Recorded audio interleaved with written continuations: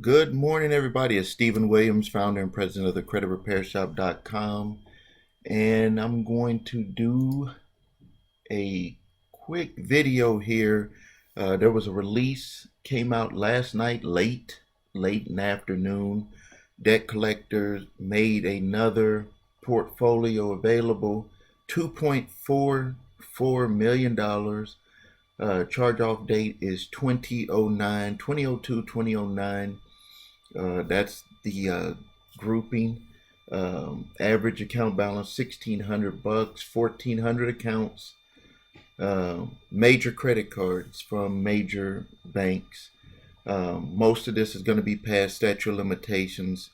You can, if you get a letter from these, I'm just going to review real quick on what to do if you get a letter from one of these, because this is going to be past statute of limitations for every state except for the one that has a 15-year statute of limitations.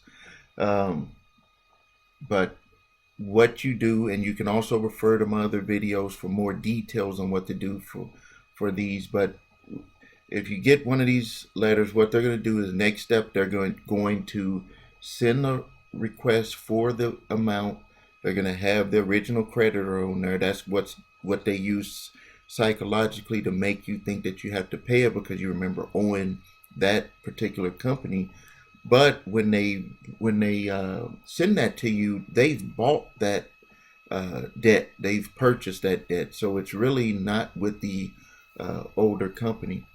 And they're going to try to collect it from you. They're going to try to trick you up. They're going to try to do anything to try to get you to do what's called reauthorizing the debt, starting the clock over, starting the statute of limitations over. And so what you have to do is you have to be very careful when you get that letter from them. You have to check your credit reports and look at the original charge-off date, the last activity date for that particular debt. And then from there, you need to check the statute of limitations for contract law for your state. Now, to clarify, we're not talking about the statute of limitations to be on your credit reports, because this information could be long gone. It should be long gone from your credit reports, from the 7-year statute of limitations to even appear on your report. I'm talking to you about how they could end up getting it back on your reports and making it to where you could become legally obligated to pay the debt if you don't follow these directions. So you look at your credit first. You see who it's from. Look at your credit reports. Look at the last charge-off date of activity, charge-off date and the last activity date. Then go and look at the statute of limitations for contract law in your state. That's on my website, thecreditrepairshop.com. Go to my blog, search statute of limitations. Page will come up with all 50 states. When you find out that it's past the statute of limitations laws for your state, you need to write them a letter. You do not talk to them on the phone. And I'm going to go over some question and answers after this, and that's the problem that people are having, is that they know it's past statute of limitations and they're trying to talk to the people on the phone. That is not they're not going to listen to you that way, because there's nothing provable and documented unless you're recording the call. And if they're recording the call, which they're supposed to, all of a sudden the tapes can end up missing, or a glitch or something end up happening during your recording. So don't call them up and say it's past statute of limitations. You need to send them a certified letter stating that you know that this debt is past statute of limitations, and that you're going to notify the proper authorities if they don't cease collection activities. You don't need to go into anything about the original creditor. You don't need to go into this debt was from back then and there. You don't get into that. If you get into that, you're just opening doors for arguments. What you want to do is you just want to be precise and say that according to the laws of my state, the debt that you're trying to collect is past statute of limitations, and I demand that you cease all collection activities, and I will report you to the proper authorities in my state which would be the State Attorney General's office and the Department of Financial Institution, or whatever department regulates debt collections or banking. Those are regulated by the same department. And you put that CC on that letter, you send that certified to them. 10 times out of 10, they will send you a letter back saying that they cease all collection activities. And then you need to keep a copy of that letter, because they're going to package that back up with the other people that watch my videos on how to do this. Send that back to the company that they bought the debt from. That company is going to repackage it and sell it to somebody else. This is just what they do, because it's so lucrative for them to take a chance on it, because a lot of people don't know. This one here has 1,400 accounts. Let's just say 1,000 people watched my YouTube video and they know what to do and they send it back. There's still 400 and something people that don't know, and the average account is $1,600, and they're buying the whole package for $1,500, and they say that they get $500 from each of the 400 people that don't know their rights. They just cleaned up. They just made thousands of dollars, so they're going to take the risk on that. So you got to keep that document, because they're going to sell it to somebody else, and you need to have that prepared. But what this will prepare you for the next time is to be able to sue the debt collection company, because they're going to be on record for that. You're going to have records, and then you'll be able to sue the company that sold it to that debt collection company. So now let's get into some questions that I have on the website. First, I'm going to go with the questions that go directly to me on my website. We have one company, they're being sued by a debt collection company is coming after them for the money. This is exactly what I just talked about. This is for a car. They had the car back in 2004. The person knows that they watch my video, they know that it's past the statute of limitations. They told them over the phone that it was past statute of limitations. And what did I just tell you? You can't do it by phone. They're not going to listen to you. Most of them are not. What you have to do is you have to write that letter, just like I told you, in a way that's going to make them understand that you know your rights. If you just talk to them over the phone, they could just pretend like the conversation never happened, and they could just keep coming after you, because they're going to try to get you emotional, which is when I read this statement here, the way the person typed it out, you could just feel the emotion in them, because they're going back and forth. They're saying, I told them this, and they came back and said that, and I told them this, and they came back and said that, and I said this, and came back and said that. And then at the end of their statement, they said something about that they didn't get a letter. Okay, that they didn't get a letter in the mail, that they just called them. So this is what you do. This is like the way that you make them fall into your trap. If a company calls you and they make that statement, and you already know that the debt was passed, was a long time ago. You know, if you've been watching my videos, it's past a certain statute of limitations period for your state. You just know, and it hasn't went to judgment.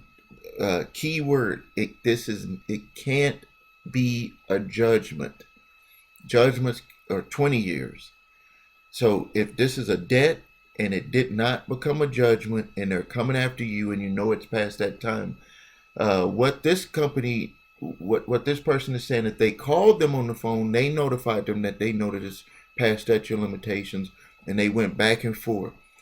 What you do when you have that call is you should just tell them, send it to me in writing, so you can put them on notice of the statement that they're going to make, because all this back and forth on the phone is not going to do anybody any good. It's just going to help them. So you say, okay, I'm not saying I owe this debt. You don't need to get into this back and forth about statute of limitations, because that's actually giving them information on the card that you're going to try to play when they send you the information. So you just say, Mr. or Mrs. Debt Collector, I have no other statements to make. I have nothing else to say. You are required to send me this information by mail. And also cease talking to me over the phone. I want everything sent to me by mail. When you get the letter in the mail, you do your homework, which is look at your credit reports, look in the comment section, look at the last activity date of and when it was charged off, and then you know that it's past statute of limitations, and then you draw up your letter and you send it to them. We don't need to get into any debt validation or anything. You're just putting them on notice that you know that it's past statute of limitations. So this is what this person needs to do, and I'm gonna type out what they need to do on there. Here's another one. Person is asking about increasing credit scores. There is a link below this video. If your credit is in good condition, or you only have a few marks, and you need to get that boost up, get it up higher so you can get a new car, or you're trying to get a house or something, we do have a credit booster program. Click the link below. There's a link that says get a boost to your credit score. Here's another question. A person is asking about deferments. How do they get my documents on how to do payment deferments? There's a link below this video. It's for the payment relief program. I have the document that you'll need, but also I tell you step by step what you need to say over the phone so you can get the deferment. You have to say it a certain way. You have to ask for the right department, and then you have to document it so they don't go back on their word. Okay, let's move over to YouTube. We had a person that disputed the account. I answered this individual on YouTube yesterday. Had some accounts on there, and it keeps coming back verified. They know that it's past the 7-year statute of limitations to even be on their credit reports. They contacted the company that had it on there. That company said that they were going to get it removed off of their credit reports, and they asked, can they get that letter too, that saying that they're going to get off the reports. Yesterday I stated that maybe they'll do it, but if they don't do it, what you should do, even though they're saying they're going to do it, is you need to prepare a letter, and you need to make that letter in a way that it'll get the attention and kick it out of the computer verification into a human, so that human can read it and then do the review. Some of the times from that review, they will take it off of your credit reports because they'll look into their system and see, yes, it is past statute of limitations to be reported on their credit reports. Other times they may send it to the company that put it on your reports, and then that company may choose not to respond, which will trigger to have it taken off of the credit reports. Sometimes they will respond, and then they'll have it taken off the reports. Also, keep in mind that when companies say they're going to take stuff off of your credit reports, what they do is they batch all of that up into an Excel sheet, and that is uploaded to the credit reporting agencies. They do not do that one at a time. They will not do it one at a time. What they'll do is they batch them all up with everything that they're going to be that's going to be changed on multiple customers or people that they're trying to go after on collections. They batch them up on an Excel sheet, and they upload that to each of the bureaus. And usually companies will only do that once a month, and they have to pay to do that. There's a membership that they pay, so they're not going to sit there and do that on a day-to-day basis just because something has changed with an individual. Now, if it is something that is you can legally force them to do that, if it's something that's urgent, an emergency, you can force them to do it, or to do what's called a rescore with the document stating what they're going to do. With that turned in, certain companies can do what's called a rescore and force that action onto there. But the only ones that can do that are lenders, and the only ones that usually will do that is mortgage lenders. And just to define what that is that when you do a rescore, that's where a creditor that you owed money to, or something that you collection or whatever, they give you a document. You give that document over to the lender. The lender will actually put that notation into the system and do a rescore. And that rescore will be a new score with the new scoring outcome with that item being resolved. It could either be deleted or just resolved, and then they'll get a new score. So that when people ask what a rescore is, that's what a rescore would be. Let's go and see some more questions here. There was one about a garnishment. I wasn't 100% wasn't 100% clear on this, but from the way I understood it, the individual was paying a garnishment, and then they had paid more than what they had owed. And I think to what they meant was, I maybe owed this amount to the creditor, but I'm still paying on the garnishment. And what you're probably paying on is the fees, court costs, and interest rates, the interest that they charged on the debt. That's probably what you're still paying on. Now, here are some suggestions on what you should do to make it show on your credit in the best way. If you don't get it removed, you can require that creditor show that you are positive with that item on your credit reports. You can require that they do that because you have proof that you've been making the payments. What they may choose to do is just to wipe the whole thing off because they don't want to have anything to do with the account. But at a minimum, you can send to them, you can send to the attorney, and you send to the credit reporting agencies a statement showing that you've made these payments and that they're inaccurately I got that word out wrong, inaccurately showing it on your credit reports. You can make them make that change on there because they don't want to go through this stuff. They want to just get their money and be done with it. And they don't want to bother with you. So you could either force them into taking it off your credit reports or forcing them to put the whole thing positive on your credit reports, taking all the negative history off of there because they got their money. And you may be thinking to yourself, well, what about the history of the time that I didn't pay? Well, depending on how long it took them to get to you to be able to start paying on that garnishment, and they only report a certain amount of history on credit reports, you can have them wipe that whole thing out. Or you could say that this establishes a new account on my history, because when they did the collection and they got the garnishment, a debt collector is usually going to make another account on your credit reports.